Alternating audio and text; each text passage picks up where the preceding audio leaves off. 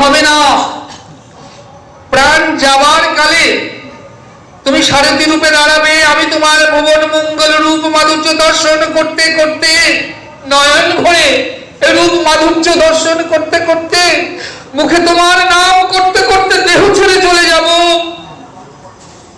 তাই আর একবার কৃপা করে তুমি সারথি হয়ে দাঁড়াও। গোবিন্দ বলেন, আমার এত রূপের মধ্যে সারথি রূপ কেন চাইছো? কেন চাইছি জানো কৃষ্ণ? সারথি এ সংসারের সকল বস্তু অসার, সার আমার গোবিন্দ, সার যুক্ত রথি ইকুয়াল টু সারথি। এই জগতের সকল বস্তু অসার, তাই মহাজনেরা অসার ভেবে সকল বস্তুকে পরিত্যাগ করেছে।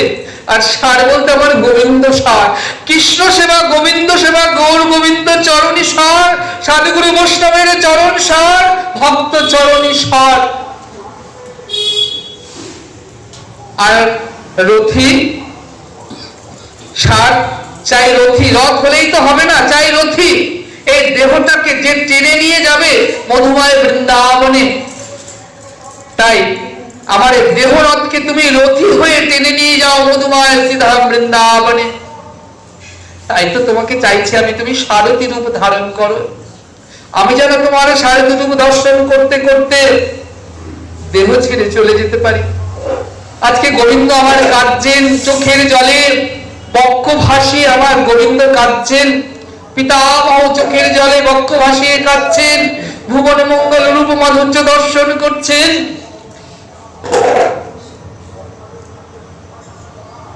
আজ ভক্ত ভগবানের মিলন হচ্ছে। আজ ভক্ত ভগবানের মিলন হলো। প্রেমানন্দে মদন বলে হরি হরি বলো, নিতাই গৌর হরি বল। গোবিন্দ আজকে কাঁদছেন।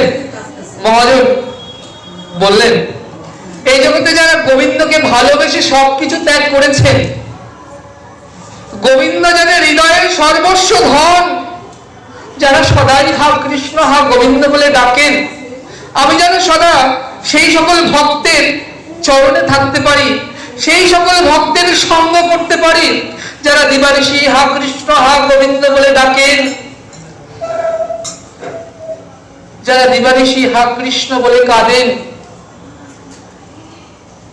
আজকে আমি এই ভরা আসরে তাদের চরণে আমি মিনতি রেখে যাই, সদা যেন আমি সেই সকল ভক্তের চরণ তলে থাকতে পারি।